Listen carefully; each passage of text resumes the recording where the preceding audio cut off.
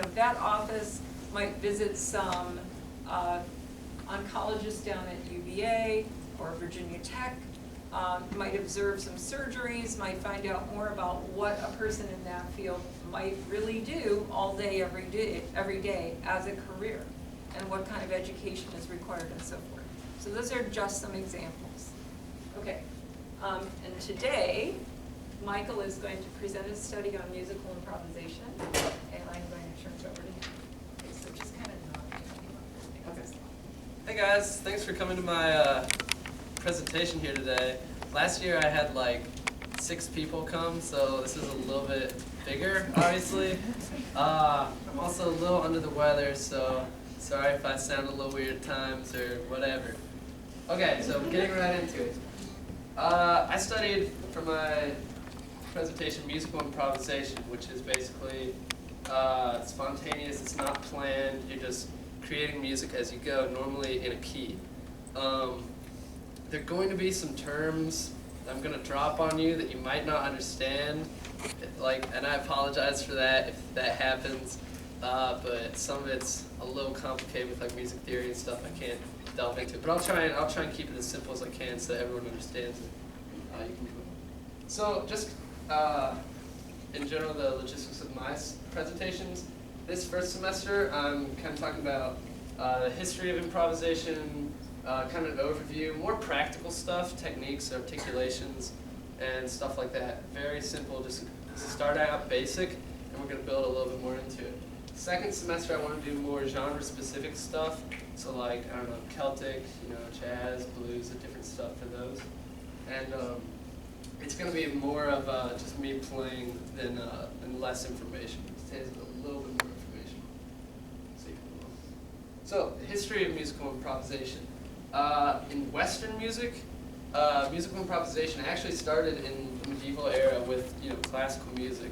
A lot of people don't think about that, but cadenzas, if you've ever heard of a cadenza, it's a section of concertos and preludes, and they were early on. They're actually improvised parts for featured musicians.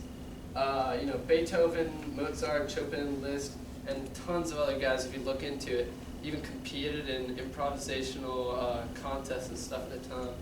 So it's pretty crazy. In India, because I don't like to just limit it to Western music, India it actually originated sometime in like the 5th century. They have this thing called the raga, which is it obviously sounds very different to what we're used to. It's like somewhere between 5 to 9 notes, and it's very unusual for what we hear, because anything you hear on the radio is based off of a musical system that we've developed over time from Europe, and this is completely different. But they have 5 to 9 notes that are just used as kind of a key, and they go off of that and they just build on that as they go on. So you can go. Okay, when jazz came into the spotlight, 20th century, it took it to a whole new level. You see songs that have, up to this point, you don't really have songs that are more improvisation than written parts. Everything is pretty much written, and maybe they'll have an improvised section.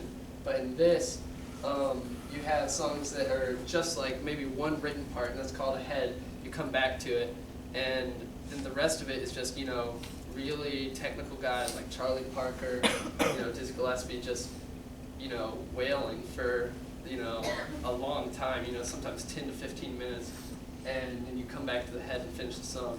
So that's cool. And you also get more complex improvisation, because we have stuff like 7 chords, diminished chords, chromatic improvisation, stuff that's not really done up to this point. It was really a time for pioneers and just experimentation in music, and that was really cool.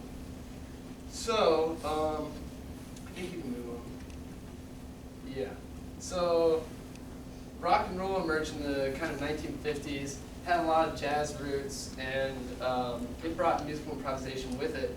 There's tons of subgenres of that, and because of that, improvisation has not even become something that's unheard of now, and you have solos, which are pretty much derived from improvisation, and though they're not always written, they're 90% of the time they are nowadays in our music. Pop music and dance tracks don't really use improvisation because it's very repetitive. It's mostly just chorusing, with a couple verses. But more stuff like instrumental and kind of technical stuff uses improvisation today. Notable improvisers throughout history, you got Duke Ellington, Charlie Parker, Louis Armstrong, Miles Davis, Jimi Hendrix, B.B. King, and I had to throw Stefan Grappelli in there because he's a jazz violinist and you don't get much of that. Moving on. The pentatonic. So, I thought for my presentation, I didn't want to get really pretentious with it. I just wanted to kind of, if you are into music, you can kind of, and you read music and everything, you can kind of get into this. So the pentatonic is the place to start if you're starting musical improvisation. You haven't really done much of it before. It's 5 notes. It's a 5-note scale. Well, maybe I should start like this. So this is a major scale, right? This is a C major scale. And so here we call these, if you see these Roman numerals here, this is the 1st note scale, the 2nd, the 3rd, 4th, 5th, 6th, 7th, and then you come back to the 1st, and that makes the 8-note scale. In the pentatonic, you really only have 5, and then you have the octave, which makes it 6 if you want to think about it like that.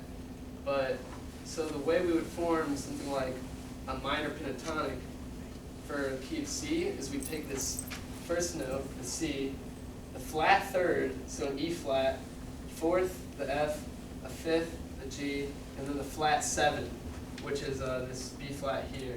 And as you can see, I've written that there.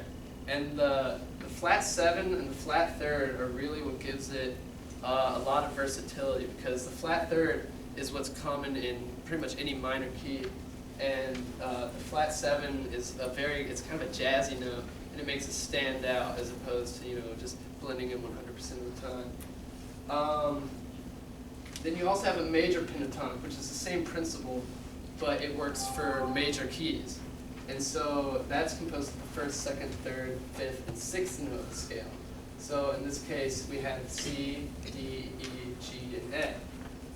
And I'm not going to get too much into this, but each major key also has a relative minor. And so if you notice here, in the key of A, we would have, it would be A, B, C sharp, D, and E, F sharp, G sharp, A. And so from that, we take the 1st, flat 3rd, 4th, 5th, and flat 7th, we have A, C, D, E, G. If you look, that's the same here as in this major pentatonic, if you just started with A. So we have these keys that are relative to each other, and that they're made of the same notes, but depending on what chords you're playing with, and depending on kind of what note you highlight as the root when you're playing, it gives it a completely different key, even though you're really playing the same notes. So me and Steve are going to play, we're going to go off a major pentatonic first in key of C, and then we'll do a minor pentatonic in the key of to be A minor, and you'll be able to see how, even though it's the same notes, it's going to be a different sound entirely.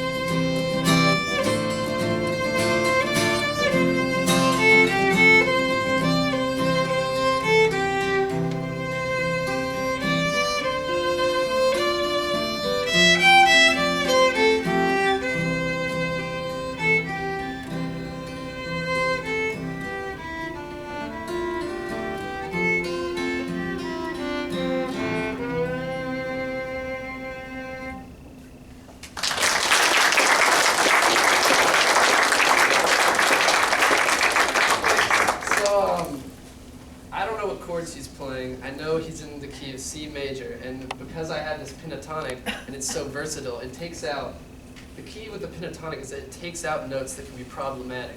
So when you have a key, you can just play in that key, and you can, you know, I don't know what chords he's playing, I just know the key and it works. So that's the cool thing about that. Now we're going to do an A minor pentatonic, which is the same notes, but it's going to have a different feel to it, a different sound.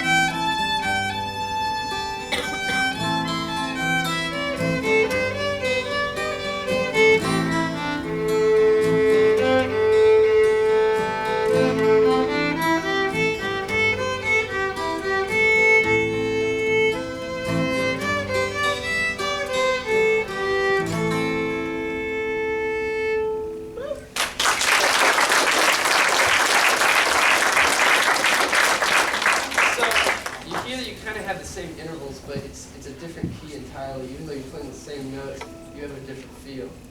So that's that. Move on. Now the blues. The blues is cool. So if you know anything about scales, the interval here, this is a whole step, and this is a half step. Whole, half.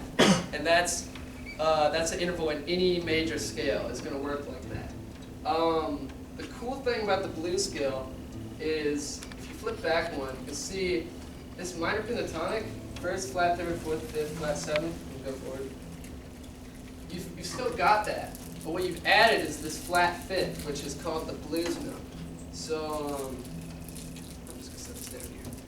So, what you've created is like if we're A. Can y'all see that kind of?